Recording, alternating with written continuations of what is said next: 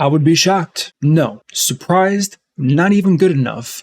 I wouldn't believe you if you had told me you never made this mistake. It's going to be, I'm going to say 99.99% of people, just to be on the safe side, but it's pretty much 100% of players that have made this mistake. And if you can avoid this, your account progression will go through the roof. It's very hard. I don't even think it's possible to avoid this mistake because it is so common and so many players do it. So you know what? Let's get into it and let's see if we can help you guys not make this mistake again.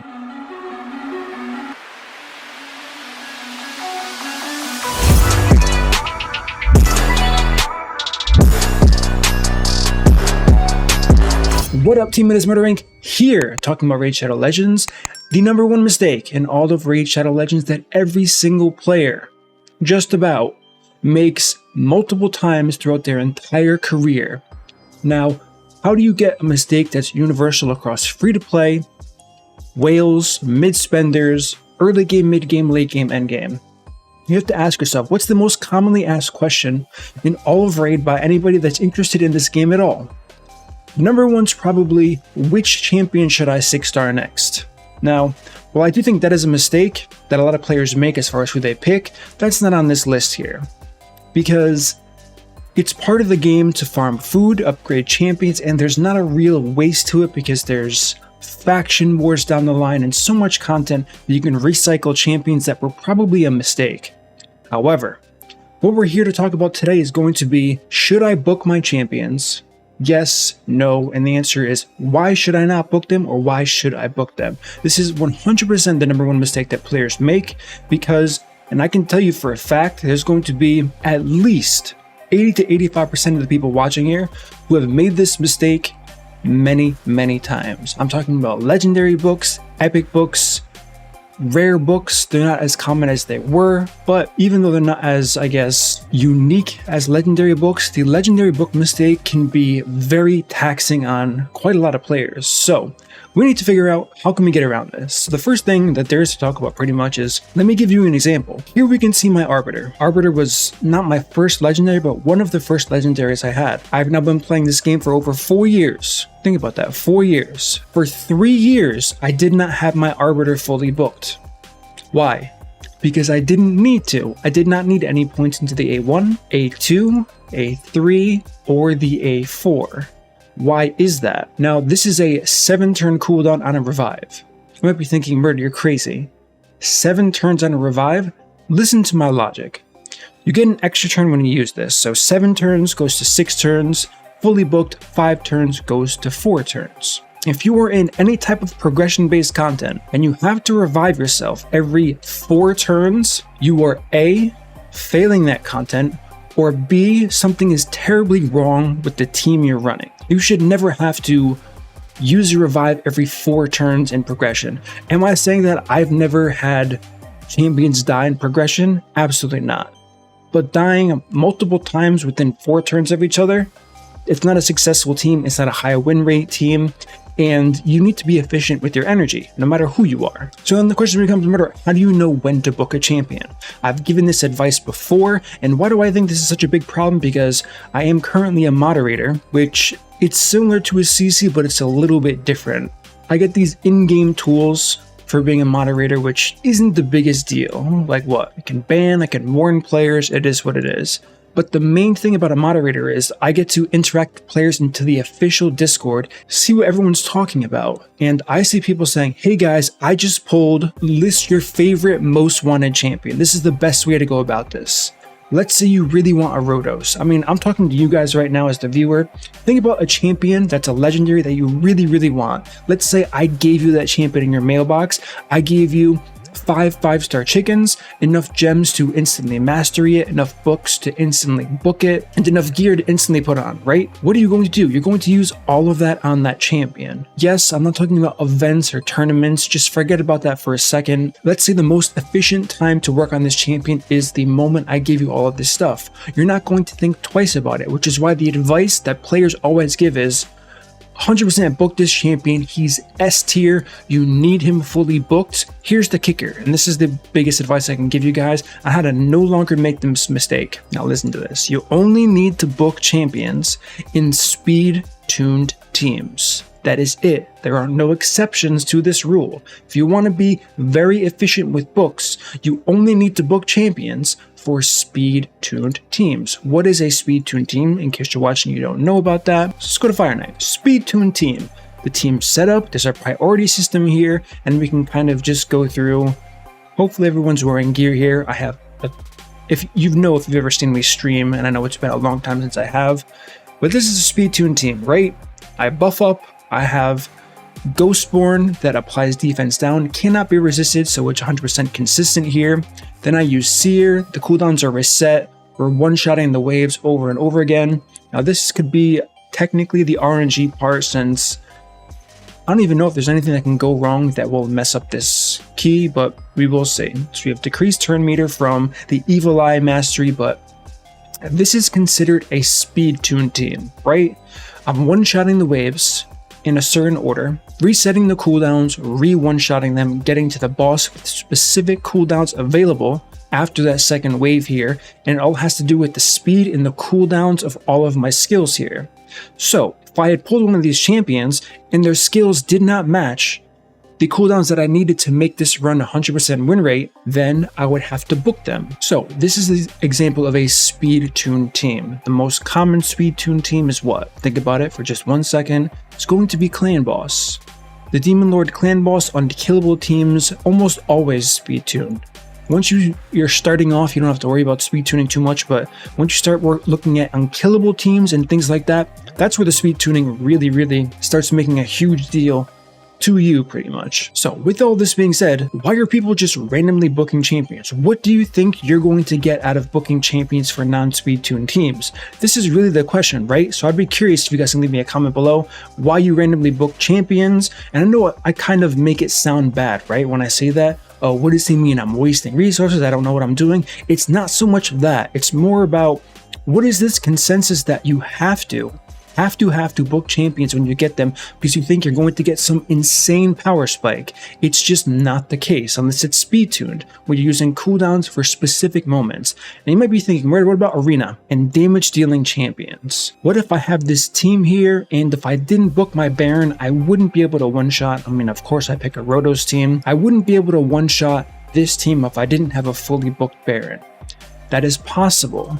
However, you don't have to use books. You can use gear upgrades instead. You can use the new Ascension system as well to get better stats. Of course, it's going to be a gamble, a long time thing, but like I said, books are very rare and important, specifically legendary books. The same thing applies to epic and rare as well. I know I've mentioned that, but we're really talking about legendary books because, I mean, I don't have to talk to any of you about how rare it is to get legendary books, to be able to book all of the champions you need to. And listen, you guys can look at all of your champions in your vault that you currently use. How many champions can you find where you're saying, oh, I don't even need this champion booked? Just think about it for a second. So what is the way to get around this? How do you do it? I already gave the arena example where if you don't have enough damage in arena, books should not be the first thing you go to. How funny is this Warriors Circle pack? Look, is this a good deal? Yeah. Would I ever buy this? No. Should you buy this? I don't know. It's up to you. But how funny that this pack pops up right now. Plarium, listen. If they want to buy your packs, they'll buy your packs. But they're still going to watch this video. So the question is, how do you figure this out, right?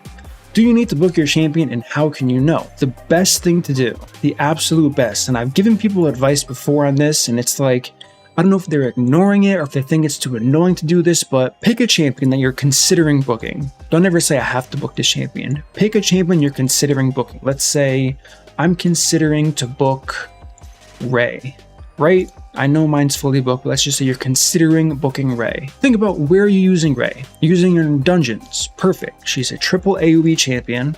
It's a lot of damage. The A2 hits very hard. The A3 CCs. And let's even think about Doom Tower specifically. So we're heading over to Doom Tower. Let's say you're doing waves here. We have 3 waves and we're using Ray. The first wave gets one shot. The second wave, you freeze it, and then they apply buffs right after that. So you have to think to yourself, if I reduce the cooldown, is it possible she uses both her A2 and A3 which I'll just go to Ray since she's probably going to be right here. Is it worth booking? So I have her use both her A2 and A3 in that first wave. You get to the second wave, you now have 6 turns and then 4 turns to get your cooldowns back. Let's say, what would booking do if I actually booked this champion? 6 turn cooldown instead of a 7 turn, more damage on that A2, which stacks against buffs here. So you have to consider, is this going to make a difference? You have to actually run the content and say, where's the cooldown reduction I'm getting? Where's the damage increase that I'm getting? Watch the run in front of you and say, okay, it would be getting 25% more damage by fully booking this skill here. Was I overkilling them? Was I not killing them by like just a little bit so the books would actually help in one-shotting it? What would that do to the rest of my cooldowns for the rest of my run here? And this is just one isolated piece of content that you use this champion. If it's a multi-use champion, which those are the ones you should be booking first, you have to go through all of the content you're using that champion in and say, what would the booking benefit do in this part of the game, in that part of the game, every single spot. That's how you can get the potential value that books will get for your account, and it will save you so many books. Now, books also give you clan versus clan points. Clan versus clan is a bait. There is no way around it. There is no argument against clan versus clan being a bait. If you're in a clan that has a minimum clan versus clan, I think it's a pretty bad clan. I'm just going to be completely honest with you. I think that's the dumbest thing ever. Granted, we do pretty well. We do not have a minimum. We're just looking for good players. I understand there might be some metric to clan versus clan as far as why players want people CVC over 200k. I just think it's a terrible metric, right? I think clan versus clan is meant for passive resources for your account. I think player power has to be reworked. I did a video a long time ago about them asking me to ask the community what you guys think about a rework to player power. Not enough of you guys kind of gave feedback on that video, so they've kind of squashed that for now. Maybe they're going to do it in the future. We'll see, but people seem to not care about player power at all, which kind of sucks because what did they do because of that failed feedback attempt? Clan versus clan came into the game and it has taken over as the minimum, the new minimum you need for clans. Player power is a little bit, but it's mostly how many clan versus clan points can you do, which is so dumb because it's pretty much how much can you save and waste on an event that has no benefit to you really.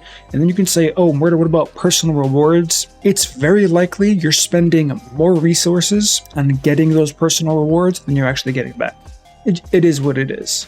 Maybe there's some like feel-good effect to getting personal rewards, but if you actually look at what you're getting, even though a lot of it's a gamble with gear and shards, you're going to be putting out much more resources than you're actually going to get back from that exchange there. So, I don't know. My personal opinion, clan versus clan is stupid, and the fact that the entire player base is so focused on clan versus clan as far as requirements, participation in it, it's really hard to see any change in the future, despite how many players would probably voice the same opinion as me, saying clan versus clan is stupid. The problem is you're not showing that in-game, you're actively contributing to it, participating in it, so they're just never going to change it because you complain about it if you're actively participating.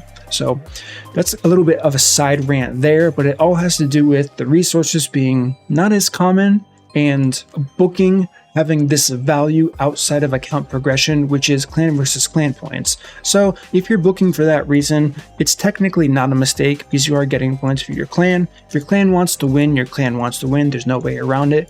But majority of players are going for progression in this game, and they are misbooking champions to a great extent here. The most common one is going to be, how do you know if it's worth booking a champion that has a debuff percentage? Let's see if I can find one really quickly. 75% chance of defense down and weaken, or 100% chance with a 3% chance of getting resisted. How do you justify this? Is this a guaranteed book? Maybe, for some players.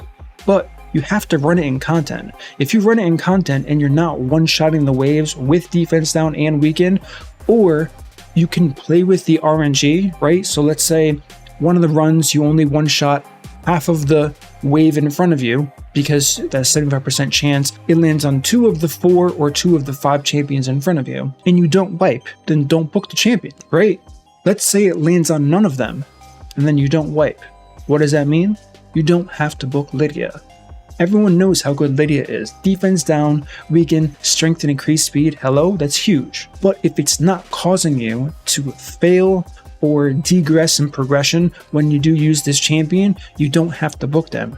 Everyone can get 5% chance to land a debuff from the mastery tree. It's right here. It's commonly taken. So it's a 5% better chance you can get as opposed to using potentially, I mean, look at how many books we have here. We have 4, we have 8 and 5, 13, lots of books. So 13 books you can save if you really don't need 100% chance of applying the defense down on weekend, which you can know right away. Like I said, none of this is going to be like crazy math, spreadsheets, figuring all this out. You just run the champion and the content without books, and if you start failing, you have to say, am I failing because this isn't booked? Or am I failing because my gear's not good enough, I don't have masteries on everybody, my synergy isn't proper? So there are so many factors, and players often jump to book, and it's rarely the reason why they're wiping. I can tell you that for a fact after helping so many people in account takeovers and in that Discord, just giving general advice to people who are asking, that it's rarely because the champion isn't booked. So that's this video. Curious about your feedback after you can kind of listen to what I just said and take a step back and look at your account now from your point of view and say, what's the deal? Am I overbooking champions? If I am, hopefully this helped you figure that out. So definitely leave a comment and give me your thoughts and opinions on that for sure. Subscribe to this channel. It helps me out a ton. If you do enjoy this content, I look forward to seeing you in the next video. Take care.